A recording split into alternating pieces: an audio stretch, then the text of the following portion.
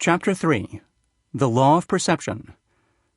One has not only an ability to perceive the world, but an ability to alter one's perception of it. More simply, one can change things by the manner in which one looks at them. Tom Robbins. Even cowgirls get the blues. There was a woman named Erica in my cluster at business school. While she did spend some time with my circle of friends, more often than not she stuck to herself, which I took as her being aloof. Erica was 5 feet 11 inches tall and gorgeous. In fact, she'd done a stint as a model. She was extremely smart, and had held a prestigious financial job before business school. And on top of all that, she was rich. Not just a little rich, but extremely wealthy. The way she held herself apart from everyone seemed to indicate that she thought she was better than the rest of us. Although I tried a few times to engage her in chit-chat, she always seemed to blow me off. So after a while, I just left her alone. Except for the smart part, she was the exact opposite of me. I was 4 feet 10, gregarious and social, and didn't grow up with buckets of money. Maybe, I figured, I'm just too different from her for her to have any interest in talking to me. For spring break that first year, I organized a trip to Jamaica. I would only be able to afford the trip myself if I sold all 14 slots for it, so I promoted it heavily within my cluster, hoping all my friends would be able to go. And who do you think brought me the first check to hold a spot? Yup, Erica. Ugh, I thought. I have to spend my hard-earned vacation with someone who treats me like I'm invisible. Not my idea of fun. To make matters worse, the final tally was 10 guys and 4 girls. So because of the way the accommodations were arranged, all of us girls would be sharing a room together. Terrific, I thought. So now I'm really stuck sharing my vacation with this snobby rich girl I have nothing in common with, and who looks down her nose at me. Or at least that was my perception of the situation going into it. During my years of coaching, I frequently heard clients express sentiments such as, "I don't see myself that way," and "I can't understand what I did to give them that impression." Usually it was because my clients were meeting with some workplace resistance when trying to advance their careers. What is it that creates a disconnect between how we perceive ourselves and how others perceive us? Understanding how our own perceptions are formed can give us some insight into how others form their perceptions of us. Once you get a handle on how perceptions are created and sustained, you can be more proactive about making the impressions you want to make and projecting your value outward so that other people recognize it. When you project your authentic self, people will respond to and connect with it. Perception is a core component of likability. What's your impression? I may not have told you this yet, but I am always right. And so are you, from your perspective. We've already seen in Chapter 2 that our perceptions of ourselves are our realities about ourselves. And of course, the external corollary of this is true too. Our perceptions of others are our realities about them. This is the law of perception. Whatever impressions a person gathers of you, as he consciously or unconsciously interprets your words and actions, become his reality about you. What we perceive is what we believe to be true. Although we can't completely control other people's perceptions of us. After all, we bring our own unique mix of beliefs, personality, life experiences, and biases to bear when we form opinions about people. We can definitely impact these perceptions in positive rather than negative ways. One of the most important things to remember is that perceptions typically form quickly, within the first few minutes of meeting someone. It often takes only moments to have an instinctual reaction to someone and draw conclusions about that person. It is not that we form quick judgments intentionally. It is simply a natural way that people process new situations and encounters. It is possible for these perceptions to change over time, of course, as two people come to know each other more fully. But first impressions are powerful. This is why the law of perception has a sublaw, the law of first impressions. It is far easier to make a good first impression than to change a bad one. As human beings, we love to be right. If my first impressions of you are that your energy level is tepid, more often than not I'll experience you that way on future occasions, fitting subsequent impressions of you into this tepid perception. I am proving myself right. It may take a while for me to change my perception of you enough to see that the real you is actually quite dynamic. So why not start off letting the real you come through? First impressions are critical.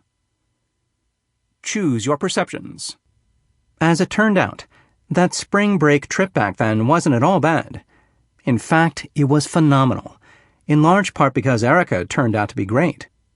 During our first day in Jamaica, we were both lounging on rafts in the pool when the heavens opened up and it began to pour. We both started laughing at how sudden and dramatic the tropical storm was, and then we looked at one another, floating around in the rain, and laughed even harder. The setting was so completely different from the normal business school grind we'd been accustomed to that we were able to relax and let down our guard. We wound up having a fantastic time bumming around together during the trip, learning all about our very different upbringings, past relationships, and more. And by the time we got back to school, we were bona fide buddies. I came to realize that my first impressions of Erica had been wrong, and I'd allowed these first impressions to harden into perception. Erica wasn't actually snotty and aloof. To my unbelievable surprise, she was shy. Once she came out of her shell, she was compassionate and warm, and she even had a rebellious streak. My perception of her had been totally off base.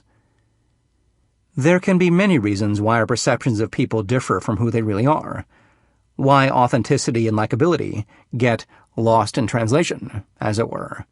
Let's look at 3 of them. Different styles, inconsistent communications, self-doubt. Different styles. We all have predispositions that come naturally to us. It can be as simple as which eye you close when you wink. There's no correct eye to use. It just comes down to what feels instinctively normal. Likewise, we all have natural innate tendencies when it comes to how we move through the world, how we communicate and interact with others, how we solve problems and make decisions. We all have different styles. Most diagnostic tests break down different personality types or styles into 4 main groups.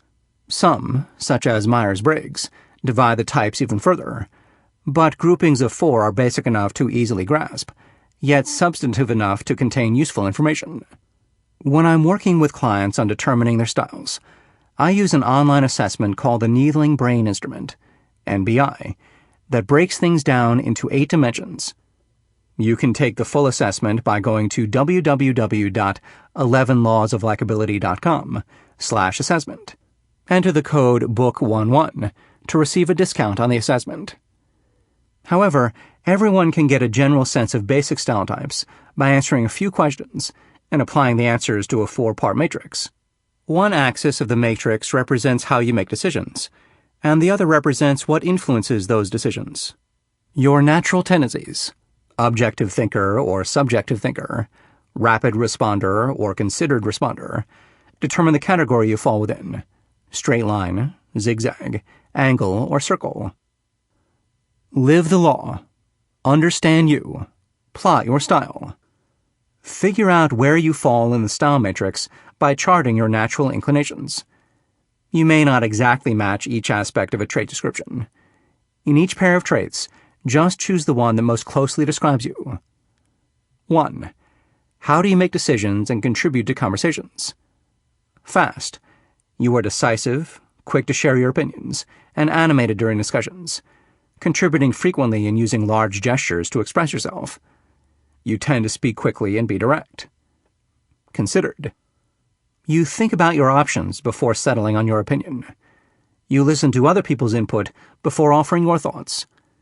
You are more reserved in your gestures and facial expressions than many of your colleagues. You speak in a deliberate way and choose your words carefully. 2. What influences your decisions, and what's your comfort level with self-disclosure? Objective. You focus on facts and figures, historical data, and quantifiable information. You tend to take a systematic approach to problem solving and hone in on details and specifics. You are less likely to share personal information about yourself than many of your colleagues, and you are less comfortable sharing your emotions. Subjective. You make decisions by tuning in to what other people think about the situation, what the group energy is like, and what your gut intuition is telling you. You tend to generalize information and look at the big picture. You are open with your feelings and comfortable with emotion. Plot your preferences in the style matrix to determine if you are a straight line, a zigzag, an angle, or a circle. Be aware that you have qualities of every style in you, and that the matrix is meant to help you determine your dominant communication style. Read about the priorities and preferences of the other styles as well, and see if you can come up with people you know who fit those styles. I bet some people come to mind quickly. Think about how the different communication styles might impact how you interact with people who don't fall into your same category. If someone is fast and objective, they're a straight line. Their priority is to get it done. Their description is logical, rational, pragmatic, focused, and concrete. They value performance and direct and concise communication. They are misperceived as arrogant and bossy, and someone who thinks they are always right. If someone is fast and subjective, they are a zigzag. Their priority is to get creative. They are imaginative, visual, future-focused, and intuitive. They value experimenting, taking risks, and high energy. They are misperceived as idealistic, impractical, and too talkative. If someone is considered an objective, they're an angle. Their priority is to get it right. Their description is organized, detail-oriented, systematic, habitual, and efficient. They value punctuality, thoroughness, and historical proof. They are misperceived as rigid, uptight, and boring. If someone is considered and subjective, they're a circle. Their priority is to get consensus. Their description is sociable, tolerant, empathetic, supportive, and perceptive. They value loyalty, cohesion, consensus, and relationships.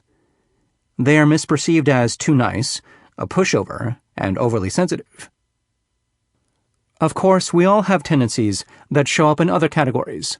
I'm a zigzag, but my obsession with being punctual makes my husband kid me about my angle-ish inclinations. The point of the matrix isn't to determine your style in a monolithic, unequivocal way, but to point out your dominant type and general tendencies. Understanding your own style and learning how to pick up on the styles of others helps you manage how you are perceived, as well as your perceptions of those around you.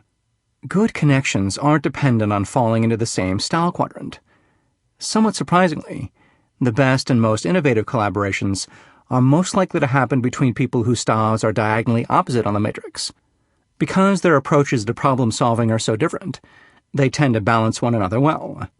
For example, thinking outside the box zigzags and detail-oriented angles often complement one another. Likewise, deadline-driven straight lines and consensus-building circles working together can be extremely productive. Opposite styles may have the most potential for conflict, but they can also have the most potential for results. However, any mix of styles can connect well. The key is to reduce misperceptions by staying aware of style differences and using them as the basis for playing to one another's strengths, not augmenting weaknesses until they crowd out everything else and solidify into misperceptions. You can really develop an appreciation for other people whose styles are not the same as yours, especially when they may be able to do things you can't, and what's more, don't want to do, and vice versa. That's why working with people with differing styles can create powerful connections and collaborations. By learning to pick up on the clues people give about their styles, you can better understand their priorities and what drives their actions. Then you can adjust your communication tactics so that as other people form their impressions of you, they're not jarred by clashing style differences, but rather can see through any differences to the real you. Understanding where other people fall on the matrix also helps you cut through your own possible misconceptions of them. By the same token, understanding where you fall on the style matrix helps you stay aware of the clues you are putting out there for other people to see. How do those actions impact how you are perceived? And are you creating the best impression of your authentic self? Live the law. Understand others. Look for clues. Once I was pitching a program on communication styles to the head of a New York City government agency, and in the middle of the conversation, the director stopped and challenged me. "So what's my style?" he asked. I looked at him and looked around his office to confirm what I had already observed about him. There were plants and family photos throughout the office, indicating a nurturing circle style. But he was wearing a purple shirt with a funky tie, and his papers were organized not in file drawers, but in various slightly disheveled stacks on every flat surface in the room, demonstrating a dominant out-of-the-box zigzag approach. I told him I thought he was a zigzag, which is what he'd already determined he was too. He hired me on the spot. Simply by using our normal powers of observation, we can often identify a person's dominant style. Take this quiz to practice differentiating styles based on what you observe. Test your ability to differentiate styles. Directions. For each description, choose the style that most closely matches it. 1. Whose office is this? A. There are plenty of comfy places to sit, a big assortment of pens on the desk, and lots of artwork on the walls. B. Neat, labeled files are stacked in holders. There's a clean, well-organized desk. There's a staff kitchen where teas, coffees, and utensils are separated into clearly marked drawers. C. Furnishings are spare, but enough chairs are assembled for small groups to have discussions. Walls are bare, save for the functional whiteboards marked with tasks, directives, and goals. D. Bulletin boards are covered in colorful notes and inspirational paraphernalia. A cluttered desk has some sort of puzzle-type toy on it, and there's a basketball hoop on the back of the door. 2. Who is most likely to ask these questions? A. What's the first step? Do you have a plan? How do you want to approach the task? B. What's the goal? What are your resources? What is your deadline? C. Who is involved? Whom do I get to work with? How does the other team feel about this? D. Why are we doing it this way? Can you envision the process? Are you open to trying things differently? 3. Who would probably exhibit the following body language? A. These people make lots of expressive hand gestures and are prone to perching on the edge of a table or sitting with one foot tucked beneath them. B. This person has animated facial expressions and a tendency to touch the other person's shoulder or arm when saying hello. C. This person frequently glances at the clock on the wall and often jiggles a leg or drums fingers on table. D. This person sits erectly in a chair and makes infrequent facial expressions, but eyes are alert and taking everything in. 4. Who would be wearing this suit? A. As attire, it's standard issue blue, completely acceptable but not particularly distinct. B. It's carefully chosen, well-tailored, and perfectly ironed and accessorized. C. Basic pieces are accented by a bright shirt or boldly patterned tie. D. Flattering but not flashy. A woman might complement this outfit with a favorite scarf. A man might accent the jacket with a tie his 5-year-old gave him for Father's Day. Answers. 1. A. Circle. B. Angle. C. Straight line. D. Zigzag. 2. A. Angle. B. Straight line. C. Circle. D. Zigzag. 3. A. Zigzag. B. Circle. C. Straight line. D. Angle. 4. A. Straight line. B. Angle. C. Zigzag. D. Circle. Keep an open mind. One of the most powerful ways to reduce misperceptions that others might form of you is to stay open to how you are shaping your perceptions of them. If you rush to judgment about someone, chances are that person may have the same reaction to you. Monkey see, monkey do. If you don't want people to make assumptions about you that they automatically consider as facts, be aware of not falling into the same habit. In other words, stay unconvinced. It is natural for us to form first impressions when we meet someone. The challenge is to remain open to letting the other person change. All too often we jump to conclusions, but the next time you find yourself forming perceptions too quickly, stop and ask yourself, how else can I interpret that person, that action, that situation? People often act based on what they expect someone else's reaction to be. You can change the outcome of a situation by keeping an open mind and not pigeonholing other people into what you already believe about them. Lead by example, and let it be clear that your perceptions continue to take shape as your connection with someone progresses. After Erica and I unexpectedly bonded during spring break, I thought back on how I'd acted toward her before our trip. I realized that since I had already decided she was a stuck-up rich girl, I probably hadn't acted very kindly toward her. In fact, if I was honest, I had treated her exactly the way I thought she was treating me, with thinly veiled contempt. And as my dad would have said, the world is a mirror. What I got back was the same frostiness I was giving off. Had I remained open to other interpretations of her behavior, I could have had a great friend even sooner. More recently, I coached Lisa, a new manager in her early 30s. She voluntarily shared her feelings with me about one of her colleagues, a woman named Drea, who was also a new manager, as well as the mother of a toddler. Lisa always felt that Drea was unfriendly. After a few attempts to chat with her, Lisa concluded that Drea had no interest in being friendly, so she stopped making an effort. One Saturday afternoon, Lisa ran into Drea in the town where they both lived, and they wound up sharing more during those 15 minutes of chatting on the street than they had in the previous year they'd worked together. It turned out that Drea was having problems with her son, and consequently feeling overwhelmed by work. That conversation broke the ice. Lisa was able to appreciate the pressures Drea was under outside the office, pressures that contributed to her seeming closed and unapproachable, and Drea felt relieved to have her colleague understand her very taxing situation. The two women wound up not only becoming friends, but finding ways to collaborate at work, building on their new appreciations for one another, and becoming even more productive at work in the process. You never know what else is going on in somebody's life. If you jump to conclusions about someone based on limited, prescribed interactions, you close the door to the possibility of deepening your connection.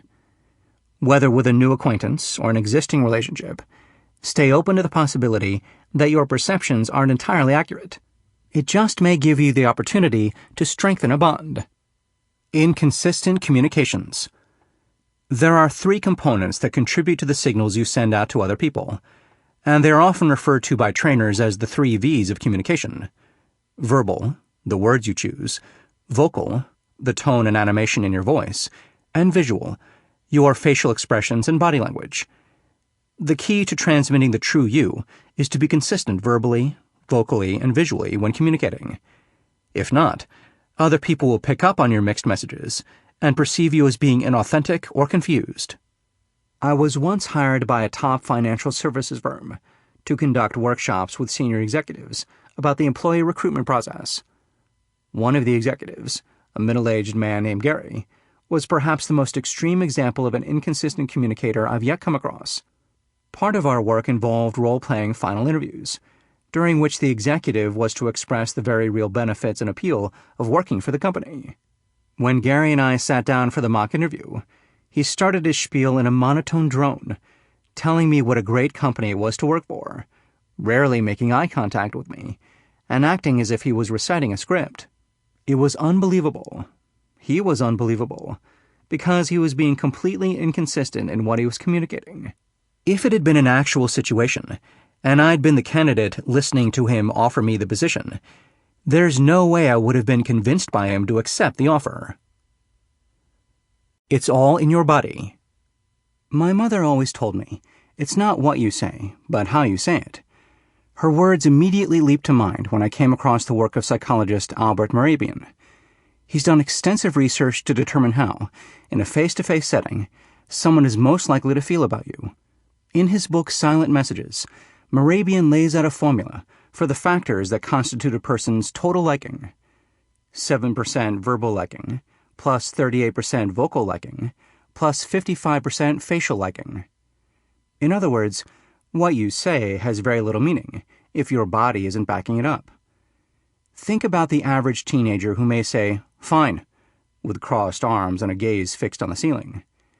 The unspoken message here is quite clearly, no, it is not fine.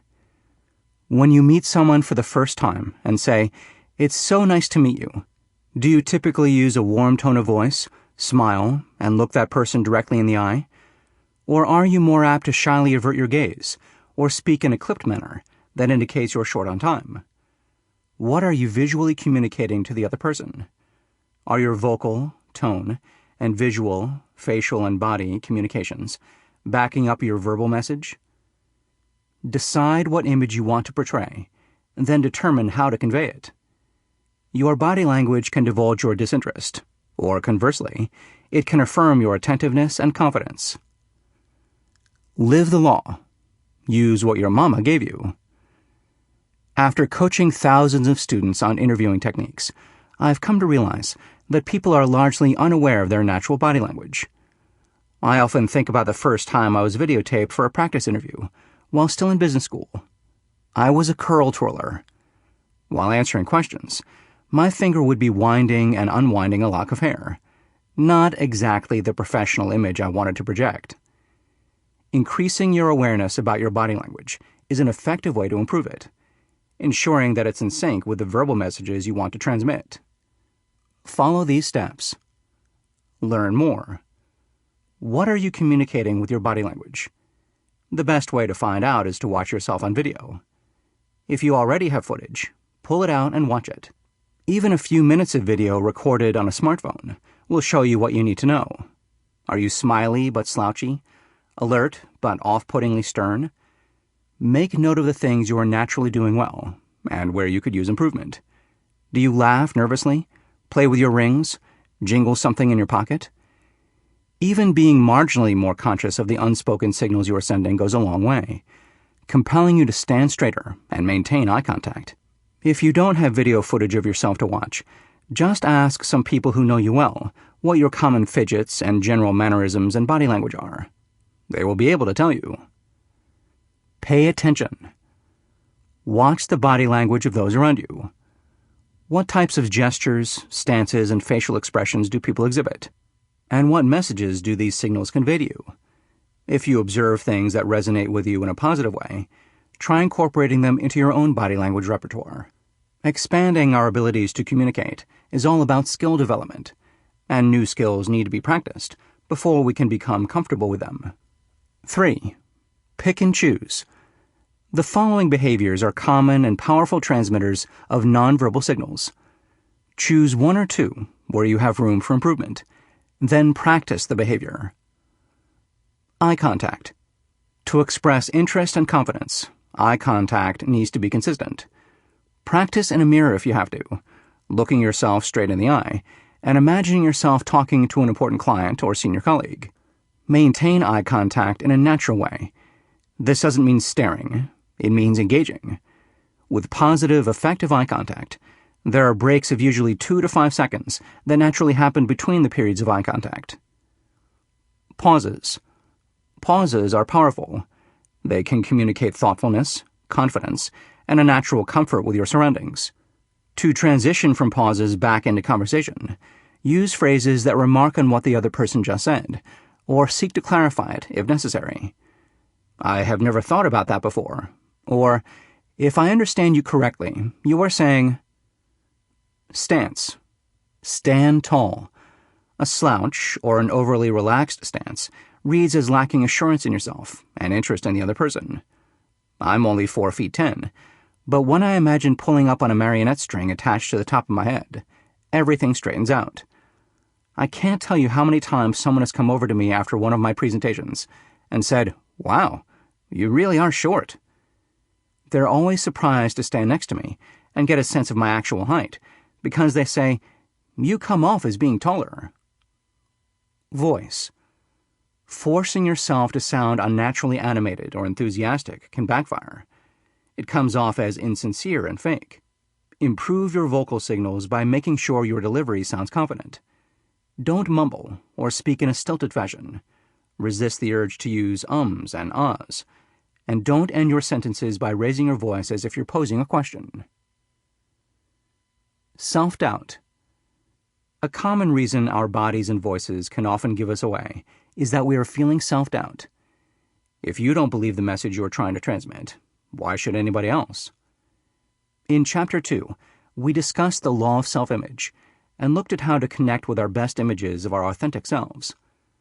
Remember the advice about how to choose your words? Well, to project those best words that define you, you must believe them, and a crucial part of that is projecting through body language. The words you choose represent how you perceive yourself and how you want others to perceive you. Apply the same techniques we used in Chapter 2 to ensure that other people's perceptions of you are in line with what you want to express. Say nice things. When you are feeling good about yourself, your positive body language will fall into place. Before walking into a meeting or picking up the phone to make an important call, ask yourself, what are the words on my list that I want to convey at this moment? Think about what those words would look like in action, and hold that image in your mind. Realize that you already know what it looks like to successfully transmit the positive message you intend. Forget about the bully on your shoulder. Now is the time to champion the cheerleader. The key is to think it first and feel it in your body, then let it happen. Authenticity comes from being true to the moment, in the moment. If you get yourself in a positive frame of mind, your body will follow. Another way to build positive perceptions is by saying nice things to someone else. Spend some time noticing what you admire or appreciate about those around you, and how those things positively impact your perceptions of those people. Then tell them what you admire. The results are almost always win-win. Compliment a colleague on how he handled a sticky client situation, and you may also walk away with new insights about how to proceed in a difficult situation of your own. The act of putting our impressions into words helps us understand what informs the perceptions we make of other people, and how what we do shapes the perceptions others are making of us.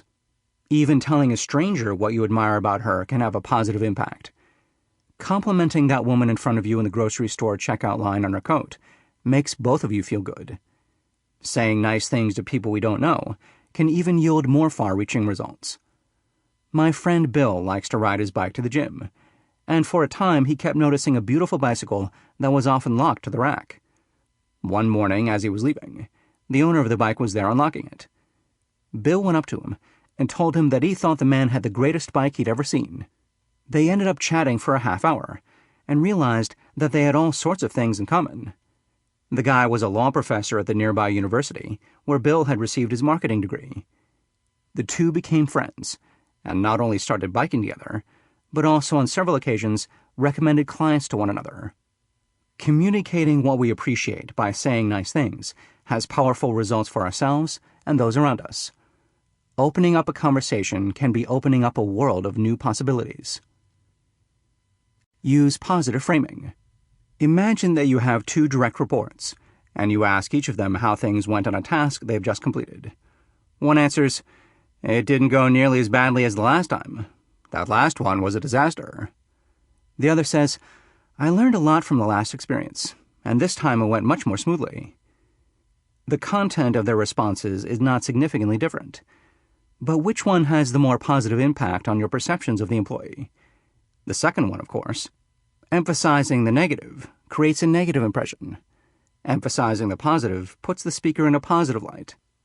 In Chapter 2, you learned how external framing can be used to project your positive self-perceptions. The same principle holds true when it comes to affecting the perceptions others have of you. Word choice is a powerful tool for shaping the impressions you want to create. Remember the rules for effective external framing from the last chapter. Start with a positive. Choose strong, actionable verbs. Focus on what you can do. Translate mistakes into knowledge and opportunity. If you minimize your accomplishments, that's what people will believe about you. If you emphasize your accomplishments, that is how you will be perceived. Use the word I when applicable, and give other people their due as well. Self-acknowledgement doesn't need to come across as bragging, and if you do it in an authentic way, it won't. Fake it till you make it real. Take the lessons you've learned about improving your body language and put them into practice.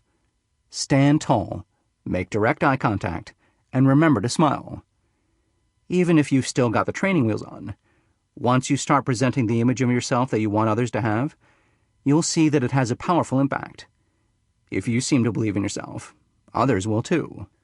When I walked into the office of the head of training at J.P. Morgan Chase, I entered with confidence, as though I were accustomed to holding these meetings, even though it was the first time I was attempting to sell my not-yet-formed company services. But I had been in plenty of client meetings during my tenure at the financial services firm where I previously worked. Thinking back on those experiences helped remind me what comfortable looks and feels like.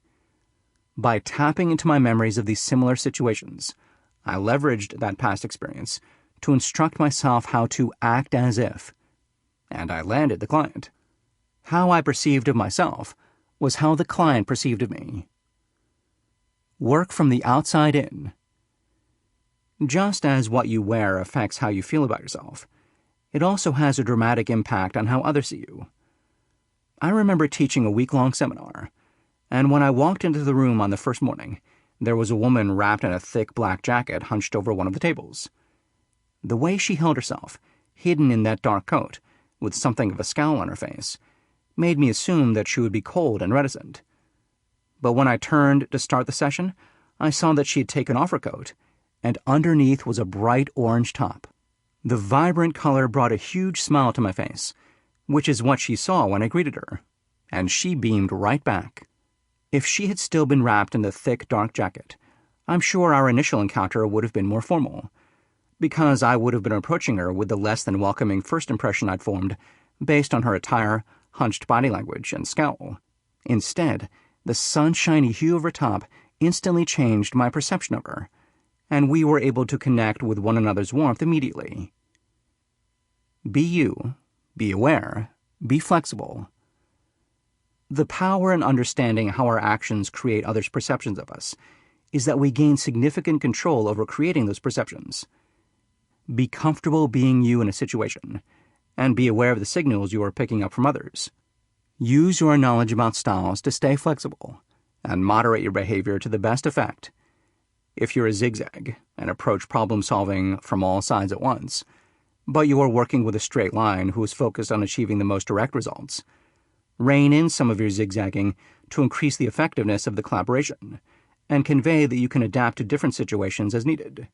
Flexing your style isn't about imitating another person or suppressing your impulses. It is about fine-tuning your messages to communicate effectively and enable others to perceive the true you. Body language. Sometimes it doesn't translate. When dealing with international clients or partners, remember that different cultures have different codes of propriety and conduct that are often expressed in nonverbal ways. During my first business trip to Japan, I was surprised to discover that a firm handshake and confident eye contact were not the normal methods for greeting colleagues. The Japanese place a high premium on respect and deference, so approaching a superior as you would up here is strictly taboo. Instead, Japanese employees greet senior colleagues, even as I found out if they're foreign, with a nod and a bow, eyes downcast. Looking me in the eye would have been unspeakably rude, and it's imperative that the junior employee bow more deeply than the senior employee to show respect. This had hilarious results for one of my American colleagues, who spent a good 5 minutes repeatedly bowing with a junior employee in a Japanese firm, until he realized that he needed to let the Japanese businessman bow more deeply, so that the businessman could show his deference to his American guest. A healthy amount of in-the-moment awareness is all it usually takes to pick up on these signals and act accordingly. Insensitive gaffes, though, can have big consequences. One colleague told me about a meeting he'd been in with several of his firm's employees and their Japanese clients. As was customary for the Japanese, the group had respectfully exchanged business cards, presenting the cards with both hands, the information on the card facing the recipient. During the meeting, though, one of the firm's junior employees absent-mindedly picked up one of the senior Japanese business person's cards, and, while mulling something over, started tapping it on his mouth until it was finally between his lips. The Japanese clients were extremely offended and no longer wanted to deal with that employee. Refresh your memory. The law of perception. Perception is reality. How you perceive others is your reality about them, and the same is true for them of you. The sub-law of first impressions. It is much easier to make a good first impression than to change a bad one. Do it right the first time. We create our perceptions. Just as we create first impressions, we create perceptions based on them. Be your authentic self to transmit the real you to others and impact their perceptions of you. Study the style matrix. Learn your dominant communication style and observe the styles of those around you to create effective perceptions and avoid misperceptions. Keep an open mind. Stay open to changing your perceptions of people as your connections with them grow. That way you'll also increase the likelihood that they'll stay open to changing their perception of you. Be consistent.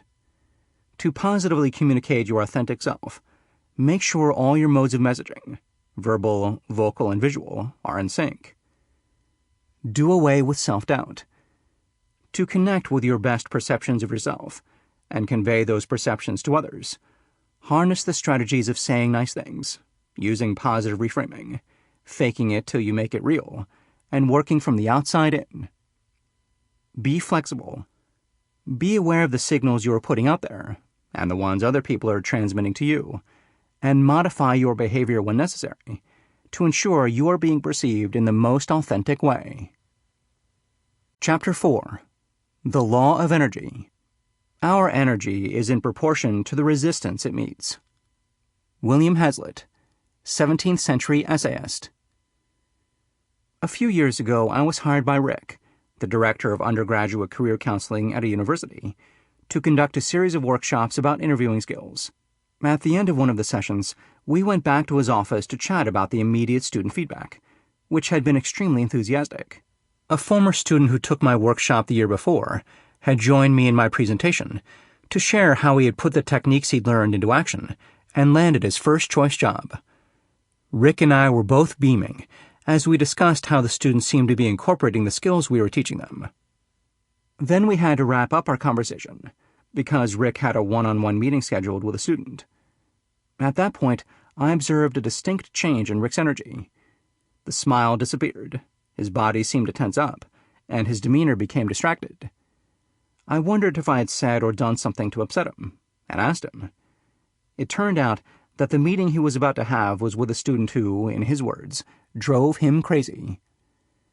The student had been scheduling meetings with him practically every week, showing up to their sessions a fuming ball of energy. The student would rapidly detail all the contact he'd had with recruiters since their last session, and whenever he didn't hear back from a recruiter, he would vehemently denounce Rick's advice. Rick knew that it was his job to help the student, and wanted to do so, but the student's aggressive, offensive attitude put Rick on the defense. Rick found it difficult to deal with the student in an instructive way. As Rick told me about the situation, he got completely worked up, talking more rapidly, and sitting forward in his chair in an agitated way. "I'm dreading the appointment," he told me.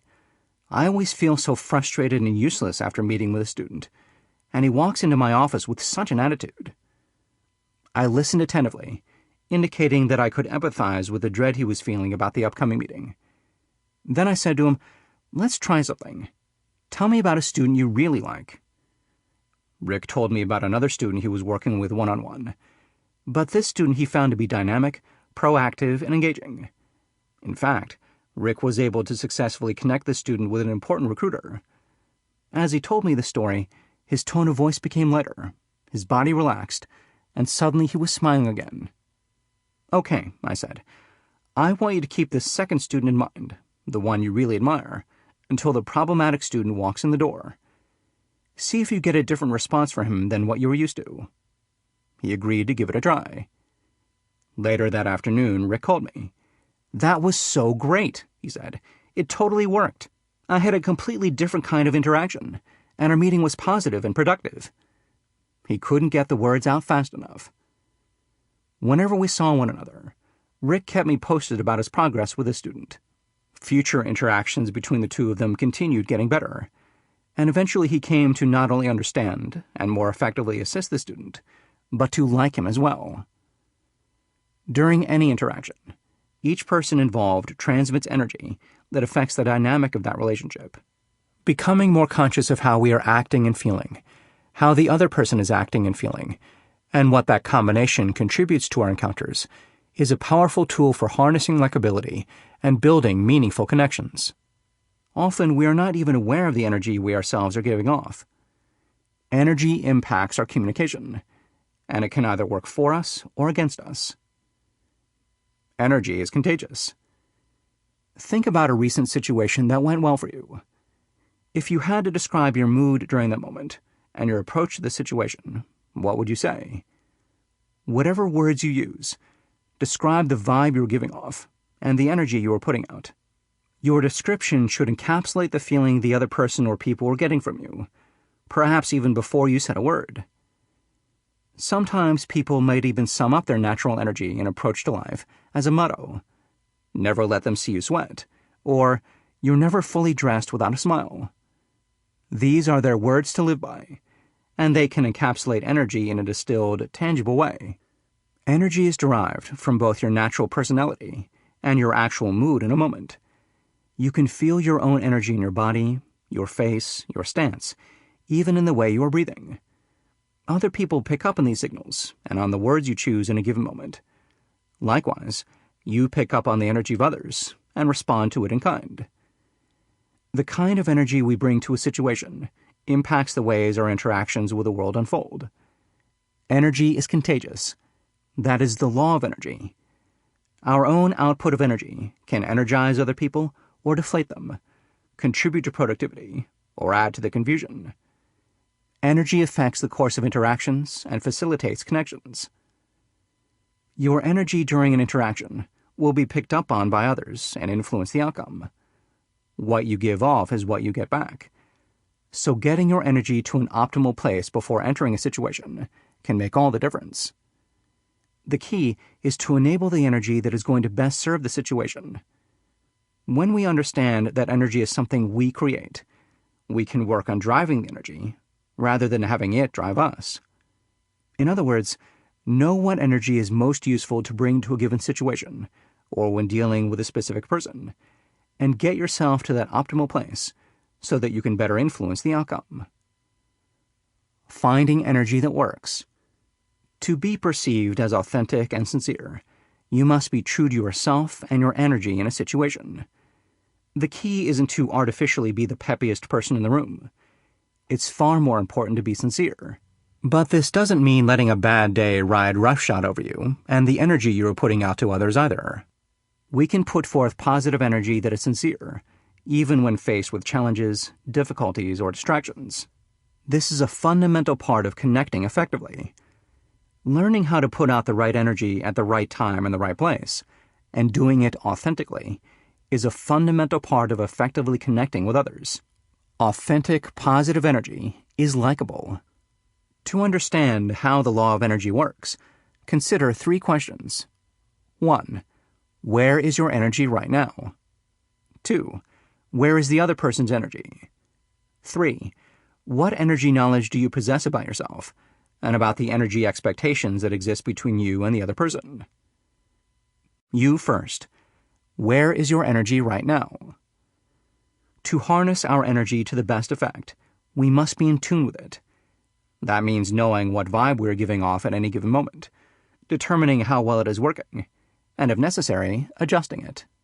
Rick was completely unaware that he was helping to create unpleasant interactions with his aggressive student. By approaching those meetings with dread, which, as I saw firsthand, he was clearly indicating with his body language and tone of voice, he was transmitting a negative vibe to his student. The fact that their sessions were difficult was a self-fulfilling prophecy. Once Rick adjusted his approach and brought a more open and positive energy to their sessions, he was able to start successfully connecting with the student. The student picked up on Rick's positive vibe, became less combative, and was able to accomplish some truly productive work. As Albert Einstein said, insanity is doing the same thing over and over again and expecting different results. Assess your output of energy in a situation, and if you see that it could be improved, don't be afraid to change it.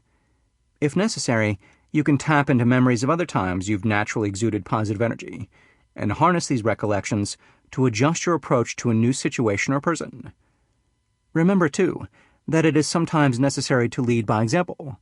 Depending on the energy that other people are bringing to the interaction, it may take them a while to respond to your shift, but by taking action and making adjustments, you are making the first step in bringing around more positive results. Live the law. Shift your energy. When entering a situation where you don't feel as if you are putting your best foot forward, shift your energy to let the positive, authentic you come through. Think about the emotion you want to embody, and then conjure up a memory of a very specific time when you felt that way. Recall as many details as you can to make the memory as strong as possible. Hear the client comment on the effectiveness of your solution. See the look of admiration from your colleagues. Remember what it felt like to accomplish that monumental task on time and on budget. What happens?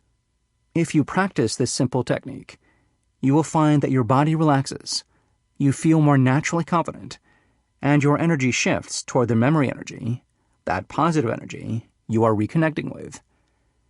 Carry this energy shift with you into the new situation, and that is the energy you'll give off. Next, them.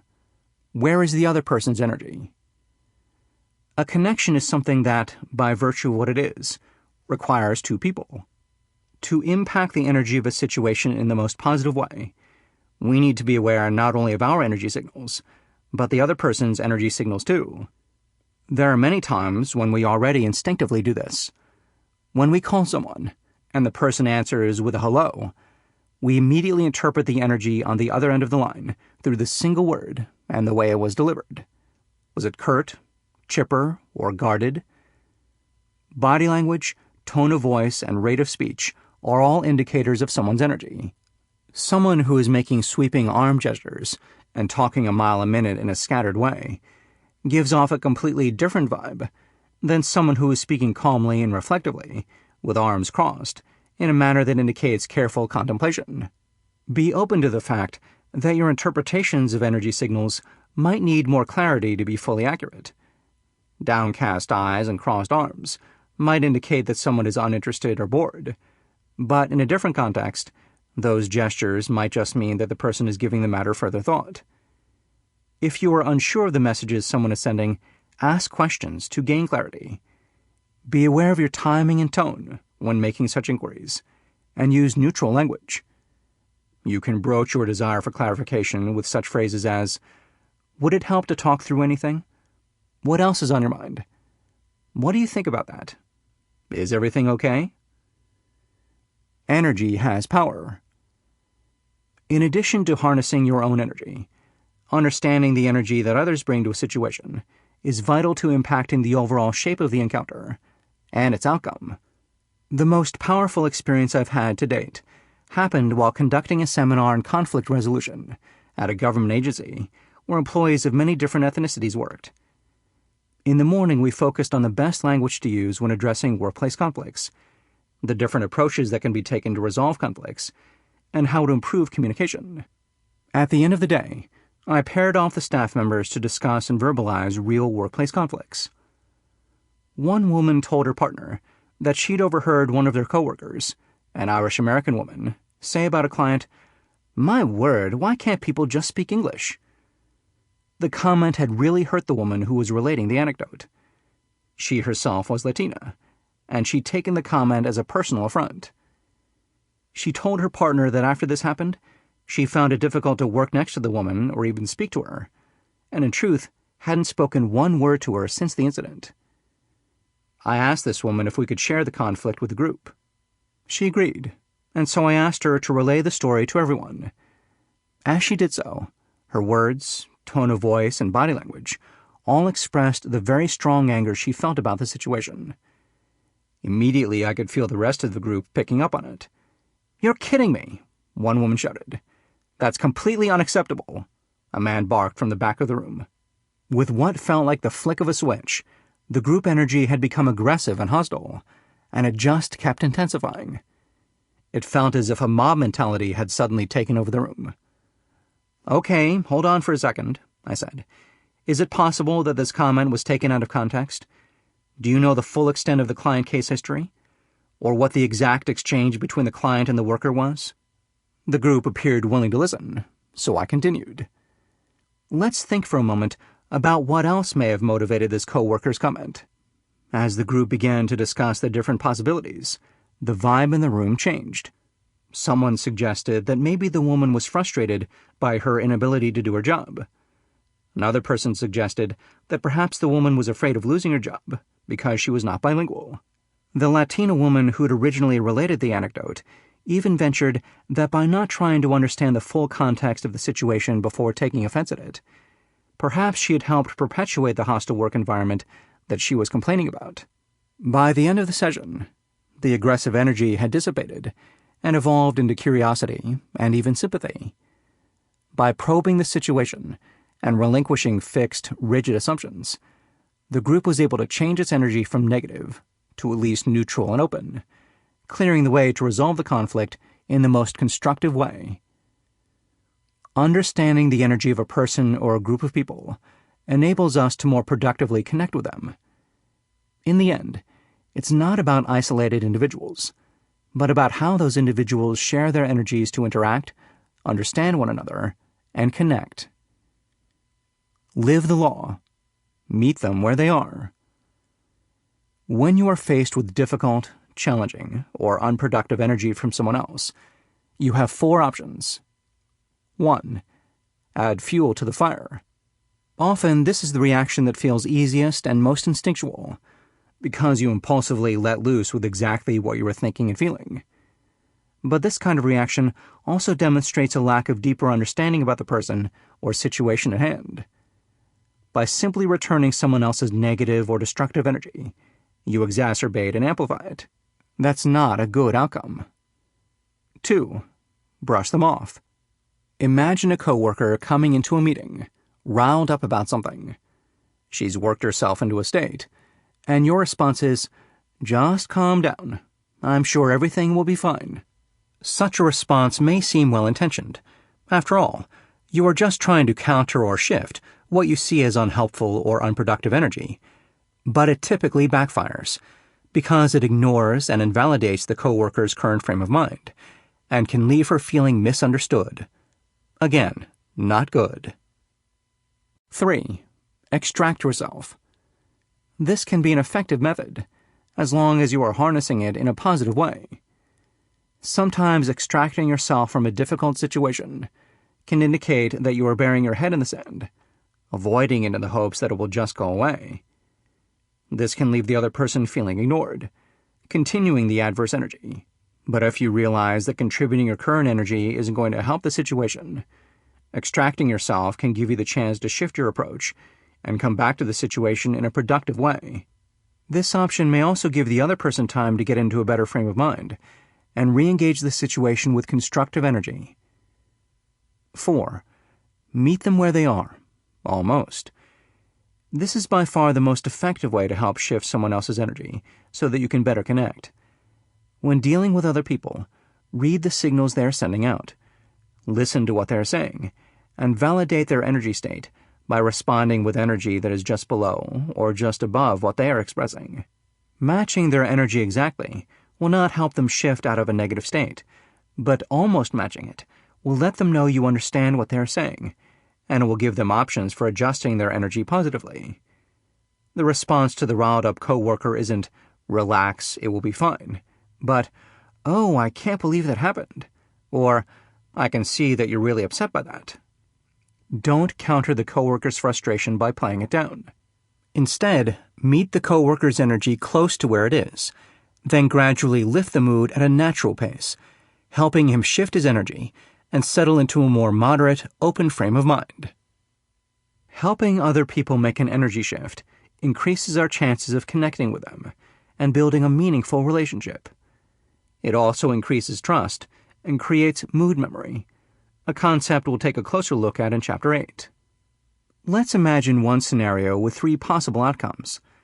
Let's say there is a couple, Sheila and Charles, on their way to an event.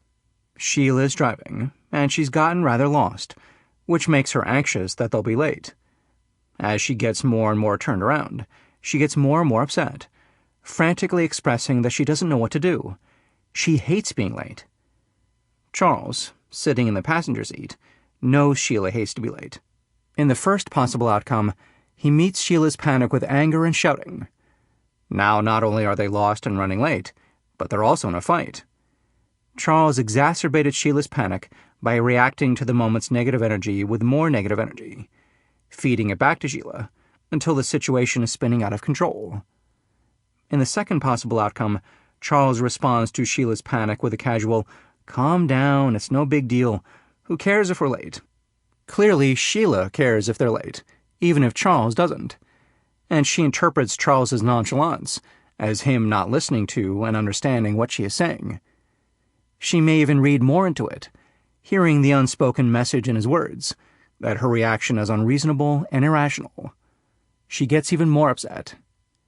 In the third possible outcome, Charles says to Sheila in a concerned tone, "I know you hate being late." Then, in a slightly more relaxed tone, but still sounding attentive, he says, "Okay, we have about 15 minutes to get there. Should we call and let them know we're lost? Maybe they can give us directions."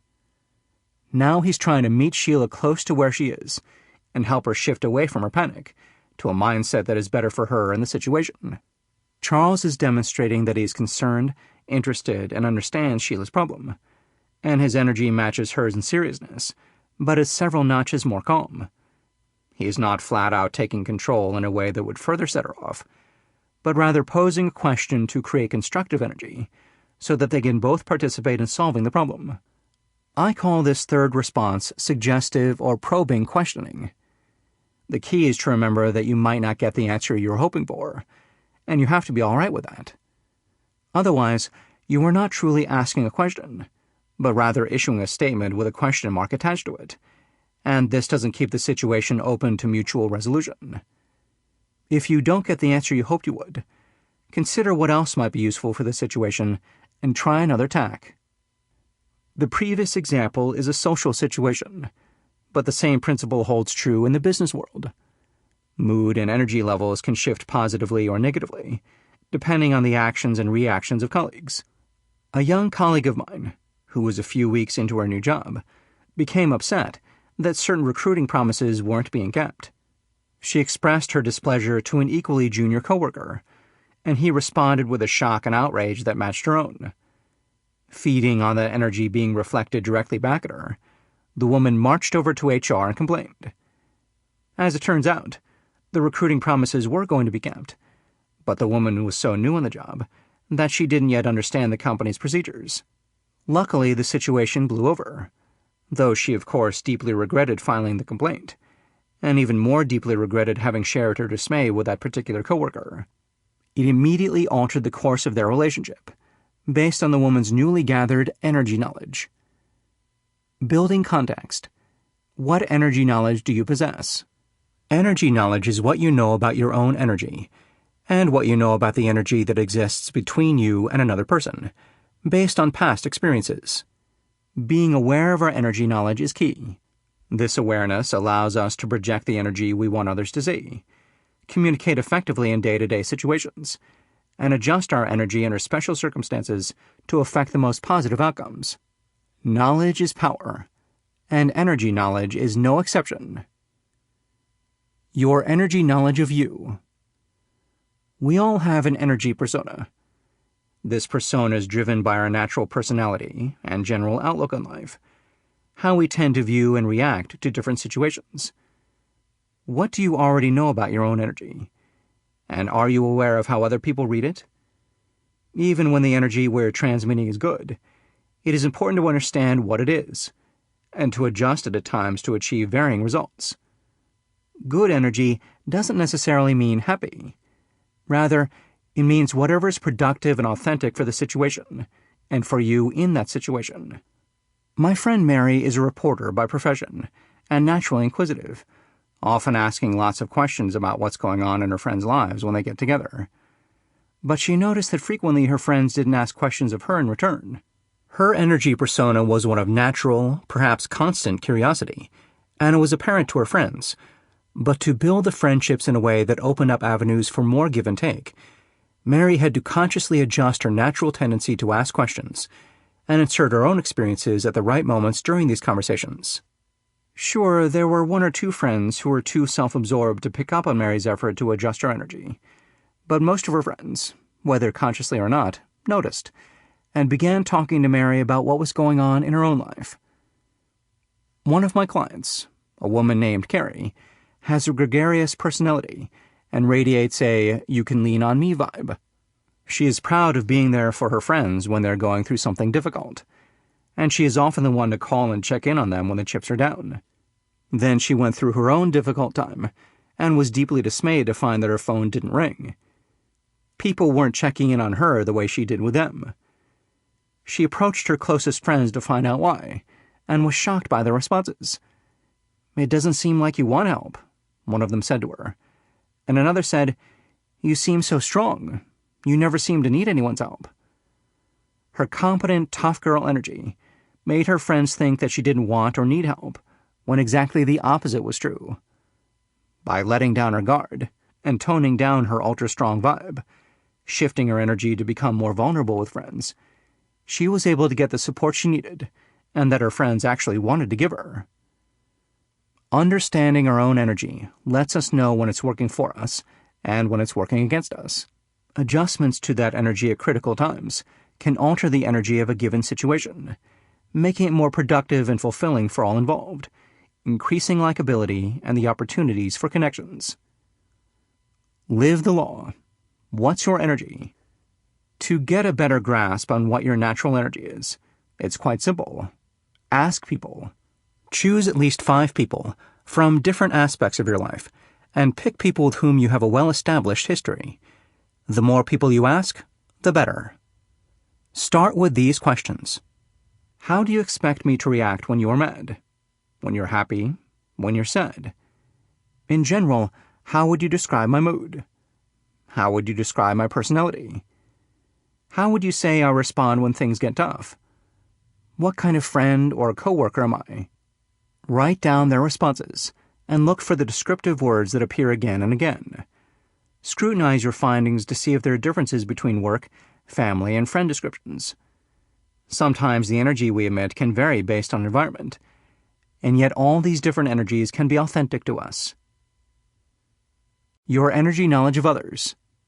As soon as we meet people for the first time, we begin building our energy knowledge about them. If you have an established relationship with someone, ask yourself, what energy knowledge exists between us? When dealing with the energy between two people, it is important to manage expectations. I call these energy expectations. Why does someone seek you out in a particular situation? And what makes you turn to certain other people? These choices are based on the energy knowledge we have of one another, so they are our energy expectations. Who do you approach when trying to figure out how to handle a situation with a coworker? Who is the first person you turn to when you want help solving a problem in an out-of-the-box way? Who do you seek out when you need to take a break and are looking for some fun or casual banter? By understanding our energy expectations of other people, we can be clear about what we are looking for and communicate our need to them. Energy knowledge reduces miscommunications and frustrations. Although energy knowledge and energy expectations are valuable tools in deepening connections and attaining positive results, understand that there is always the possibility our expectations in a given situation won't be met. Don't use those moments to discard the energy knowledge you've accrued, but adjust your thinking so that you can determine if there is someone else you can approach to achieve your desired results. Stay open, too, to the possibility that your energy expectations may at times miss the mark and need to be reassessed. Likewise, it is extremely useful to be aware of other people's energy expectations of us. This helps us more effectively accomplish what is expected of us.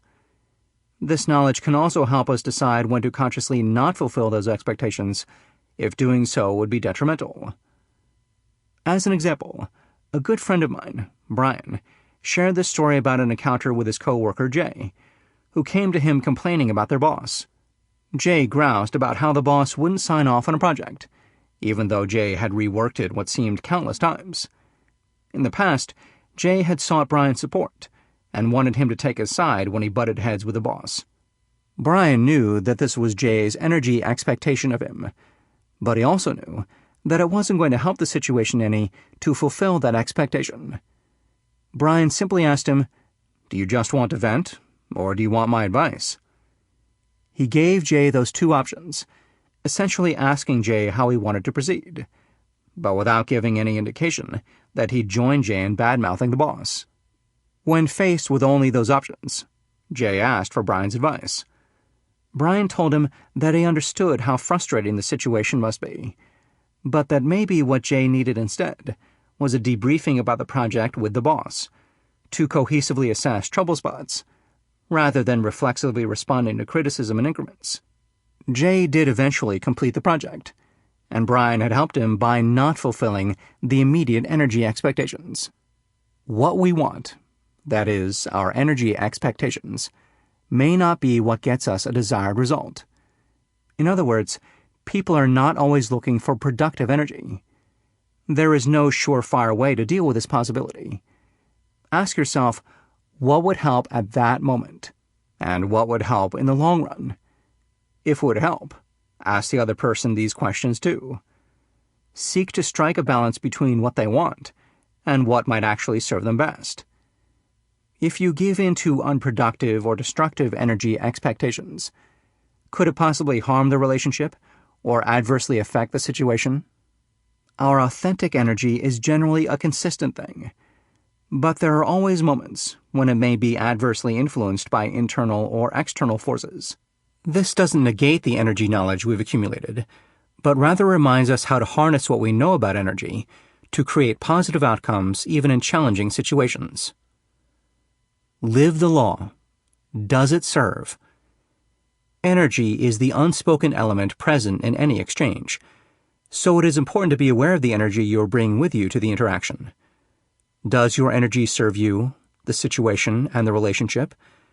How is the other person's energy affecting those things? Often we find ourselves experiencing a recurring negative response to someone else's energy. To better understand this, ask yourself, what am I getting from this shared energy experience? What is the other person possibly getting from it? What are the results? How could I change my reaction? My client Aggie, a mid-level executive in her 60s, was an empty nester and a recent divorcee. She'd begun taking every office interaction, large or small, as a personal offense. When she asked herself these very questions, she got some revelations. She was using anger to protect herself because it felt safer than vulnerability. She was also releasing anger in the workplace that she never expressed to her ex-husband. Her negative energy resulted in her feeling isolated from her coworkers in both personal and professional ways. If she stopped assuming that everyone was suddenly out to get her, she'd be able to bring less anger to her interactions and a more neutral energy, which would build understanding, inclusion, and productivity. If you ask yourself the same questions and discover your energy doesn't serve a situation, adjust it by once again reviewing the exercise earlier in this chapter. See Live the Law, Shift Your Energy. Also, take a close look at your answer to one question in particular. How could I change my reaction? To assess the energy shift you want to make. If another person's energy isn't serving the situation, build new energy knowledge with that person by helping her shift her energy in a more positive direction. The networking application. Another kind of energy. Some people have a visceral negative response to the word networking. Others relish it. And some of us, well, our reaction depends on our energy at that moment and what we anticipate of the situation.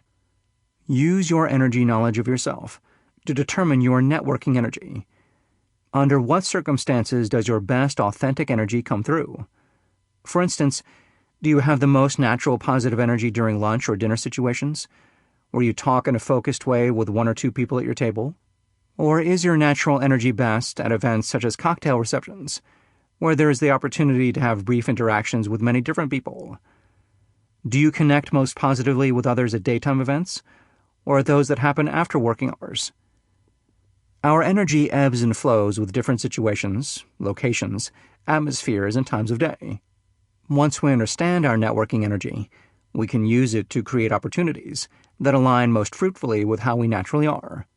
When you choose situations in which you are most comfortable, in other words, those that match your networking energy, your authentic self emerges. Remember, though, that it's important to stretch yourself. This doesn't mean pretending to be comfortable when you're not, but rather actively shifting your energy in certain situations to broaden the scope and depth of your interactions. If your energy persona is naturally boisterous, and you find that you're often at the center of conversations and networking situations, you may want to show that you can also be a good listener. If you more naturally assume a thoughtful, measured approach, look for opportunities to display how you can drive conversations too. By expanding the limits of when and how we can emit our authentic energy, we increase our potential for making and building meaningful connections. Refresh your memory. The law of energy. Energy is contagious. What we give off is what we get back. Find the right energy. Channeling your authentic energy doesn't mean constantly being happy. We can be genuine and real and forge positive connections, even when faced with difficulties and challenges. Identify your energy and theirs. Recognizing your energy in a given situation helps you understand how you are contributing to the dynamic and what you can change to affect the most positive outcome. Recognizing the energy others give off helps you adjust your own energy, if need be, to keep things on track. Energy knowledge is power. What we know about our own energy and the energy of others builds over time. This energy knowledge is a crucial part of deepening connections and increasing productivity. Energy expectations are what we expect from ourselves and others, based on our energy knowledge. Harness your networking energy. Determining the situations in which you express your most positive, authentic energy is the key to creating the most fruitful networking opportunities.